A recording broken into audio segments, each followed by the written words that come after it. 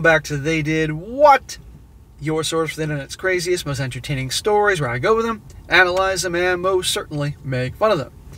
Today, I'm going to be doing an update to a very popular story I covered a month ago, which probably has about 300,000 views at this point, which Reddit title was, Found Her Burner Phone.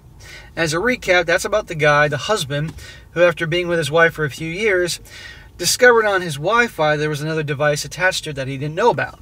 And eventually boiled down to a phone that he didn't obviously know, and his wife had a second phone. He found it in her briefcase, and when she wasn't around, he got it checked out. And it turned out that there was evidence of her having affairs with two different dudes for 9 months.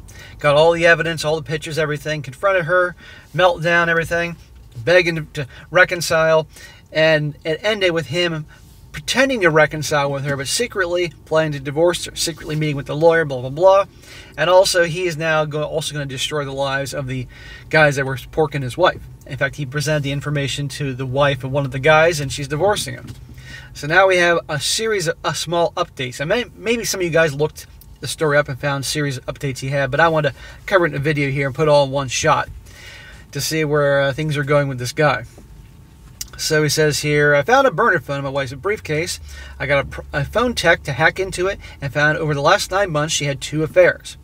When I confronted her with the phone, she denied having an affair and said it was only once until I showed her copies of her texts and photos that they had exchanged. I told her I needed some space to process this, and she's been at her sister's house all week. She wants to reconcile and go to couples therapy to help us get past this. To help us get past this. Yeah, it's easy for her to get past this. You know, nothing happened to her. Since she's gone, I decided to file for divorce and have a lawyer working on it. Her first affair partner was married, and I have reached out to her and shared the text. She is currently starting divorce proceedings as well. One of my wife's sisters recently got divorced due to her husband's infidelity. I shared everything with her too. That's awesome. Yeah, the sister's going to tear her a new one. Good. These guys that are cheating with your wife deserve to get hammered. My wife Cindy came over to the house last night to get some things and sit down and talk. She said she was so sorry for hurting me, and she's still very much in love with me and wants to stay together. Yeah, your actions really communicate that you're effing 2 dudes. One guy wasn't enough, 2 different dudes who are married, I might add. And that's how you love me? Oh, what are you going to do when you hate me? You don't want a divorce because you like the lifestyle I provide. Fuck you. Her affairs are never about the quality or quantity of our sex life, and she asked if it felt like my needs were ever neglected. He says our sex life was pretty spicy. We averaged 4 to 5 times a week, and she initiated 50% of the time. Well, if they've been married for a while, and they're hooking up 4 to 5 times a week, and still that isn't enough for her, which goes to show you it isn't about the action itself. It's about the sneaking around, the butterflies, the excitement of the new guys. That's what attention and validation. She says she just enjoyed experiencing sex with other people and being showered with attention. What I just tell you about the attention. Never goes away, guys. She's willing to go to therapy to find out why she desires this and help her be a better partner for me. Why she desires... Look, I'm sure this guy desires, would love to, in a different universe, reality, be porking a lot of hot chicks. Lots of married guys out there, guys in relationships, see women every day that they're attracted to. They're like, God damn, I'd love to tap that.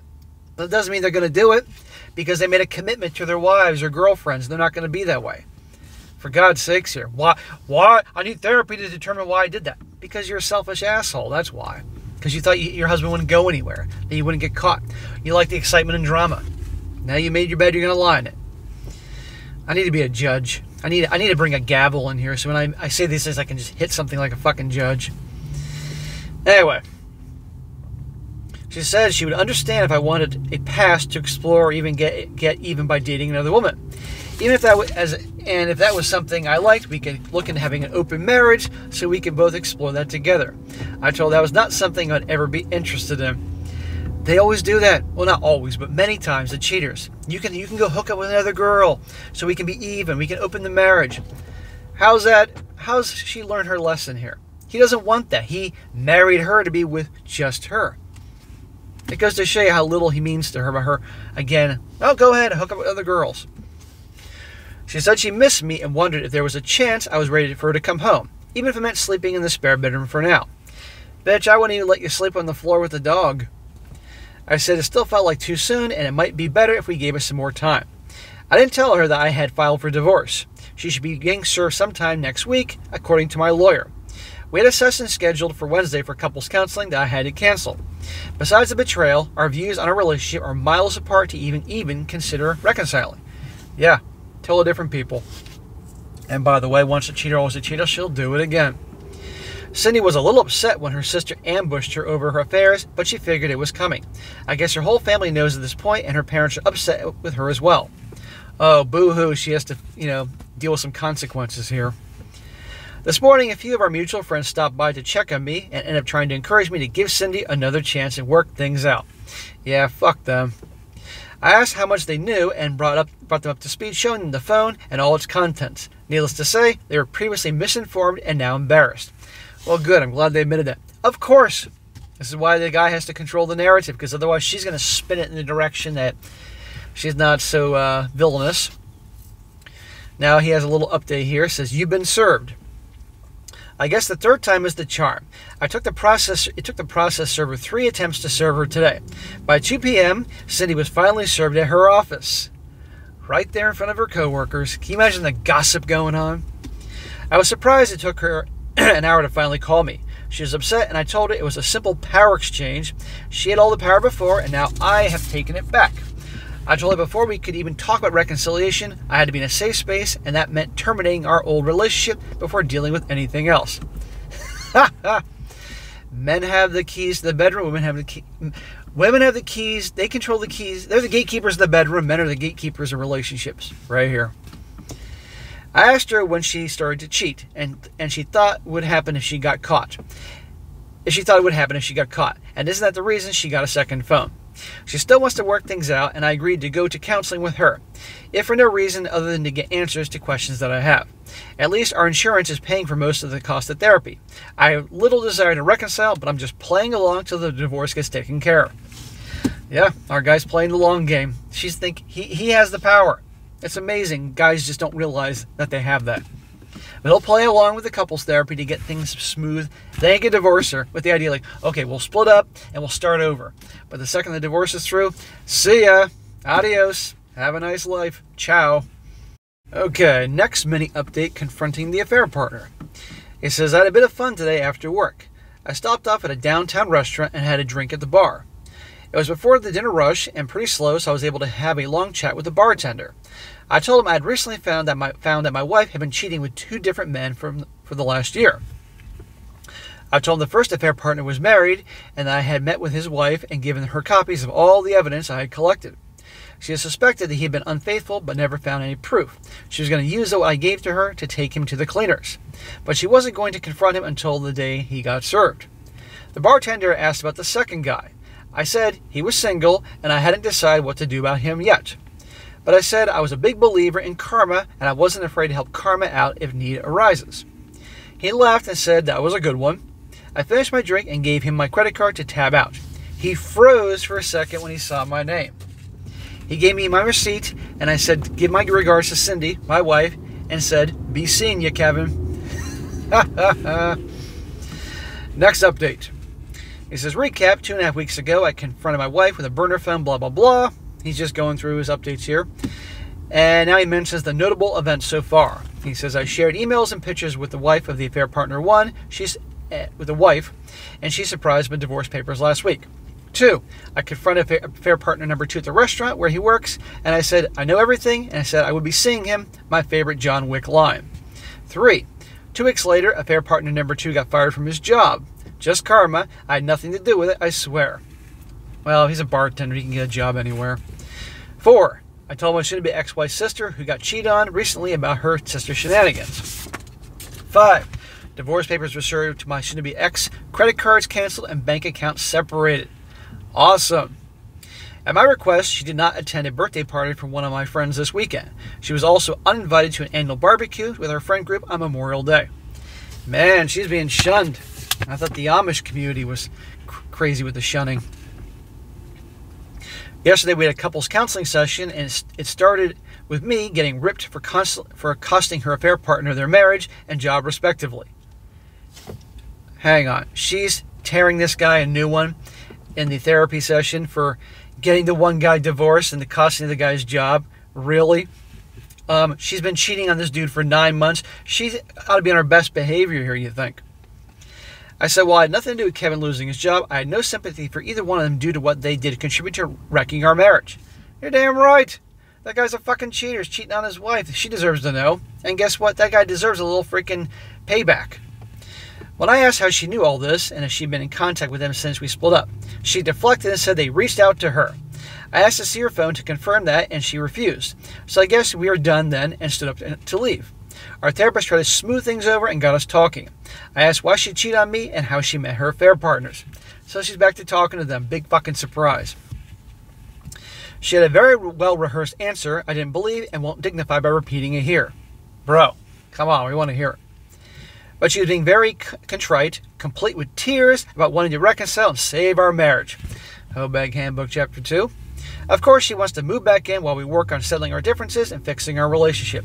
Please, she'll move back in and start figuring out how to divorce him on her terms this time. Maybe rack up all the credit cards, maybe withdraw money from all the accounts. Who knows what she may do.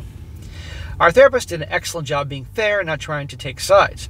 She asked me what I needed to be able to move forward, and I gave her a list of the 5 things I needed. Now listen to the 5 things he demands to supposedly move forward. And as I read this, do you really think she'll go along with this? Number 1, full account of the affair. Where they met and how often, all the details with nothing held back. There is no way he's going to get the full story. Number 2, a list of friends and relatives who knew of the affair when it was happening. Aha. Guarantee there are people that knew. 3, full access to her phone tonight before we leave. There ain't no way that's going to happen. 4, a full apology and confession of the affair on her social media accounts, including the names of her affair partners. Ooh. 5, once the divorce is finalized, I will go to therapy with her and see if we can have a relationship left to salvage. Yeah, let's get divorced. We'll do this under my terms. And then once it's done, then we'll work on things. Bullshit. He's out of there. After much back and forth, she agreed to everything except number 3 and number 5. So she agreed to only 60% of your list. Remember, number 3 was full access to her phone tonight before we leave. And number 5, once the divorce is finalized, we go to therapy. I conceded on number 3, but said she needed to retain a lawyer and respond to the divorce papers ASAP. I told her she killed her marriage when she decided to cheat, and that had to be resolved before we could move forward. This afternoon, she posted her apology and confession to her social media accounts, complete with affair partners tagged. Ooh. I haven't heard from her since our session, so I know about the other items. I also got word that her attorney had reached out to mine to arrange a meeting next week. I love that he actually got her to put that in social media. I can't believe she agreed to that. Now the final update to see how he wraps this up, because it may be truly the final update. It says, we met with the lawyers earlier this week, and I was pleased with the settlement for most parts. Because the ball's in your court, dude. You have the power. I guess the ball in the court wasn't the right analogy, but you have the fucking power in this situation. She agreed to give me the house in exchange for assuming $11,000 of credit card debt. Okay, I get the house and the equity and all that, and I just have to pay your $11,000 in credit card debt, no problem. And by the way, why the fuck does she have $11,000 in credit card debt? I'd originally told her if we had to sell the house, I'd be moving to another city and reconciliation would be probably off the table. That's why she agreed with the house. I did have to commit to 3 or more couples counseling sessions under the pretense of working on having an open relationship. She wants to move back in soon, but I said I needed some more time with my own personal therapist before I'm comfortable with that. All that matters is that she signed the settlement agreement, and after a short waiting period, the divorce will be final. String her along, dude. Some people may actually say he's being cruel. No. This is Cobra Kai. No mercy. John Kreese is smiling. Thank you to everyone's support and advice, and this will be my final update. Once the divorce is final, I will follow one suggestion to let her read these posts and realize that the player got played. Amen. There you go. But she may try to sue you or something like that, but good fucking luck there. But anyhow, guys, that will probably be it. So if you guys have enjoyed the first story, now you got some a conclusion to where things left off a month ago. So anyhow, guys, there you go. All right, guys, that's it for today. Be sure to comment down below. Let me know what you think about this. Be sure to like the video, share with your friends, and subscribe. I'll catch you next time.